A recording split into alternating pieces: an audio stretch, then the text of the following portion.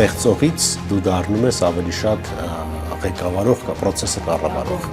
Փոխել են ֆորմատը շփվելու, շատ ավելի քիչ է լինում, որ face to face, այսինքն նստած իրար երեսին նայելով մարդիկ շփվում են, եւ եթե 5 տարի առաջ ես դա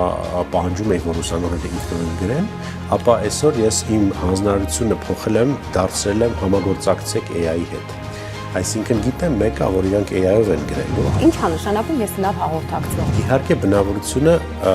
շատ օգնում է լավ հաղորդակցող լինելու։ Ես կարծում եմ առաջինը պետքա դու հասկանաս, թե որտեղ ես աշխատում, եւ այդ մենեջմենտի ստայլը կամ կորպորատիվ կուլտուրան քեզ ընդհանրապես սազում է, թե ոչ։ Այս մասնագիտական կողմնորոշման կուրսերը ինձ թվում է օգնում են, որ մի քիչ այդ ռիսկերը ավելի նվազեցնեն, պլանավորեն ապագան, այդ անցյալի եւ ներկայի հիման վրա եւ պատկերացնեն, վիզուալիզացնեն իրենց ճանապարհային մասնագիտական ճանապարհային քարտեզը։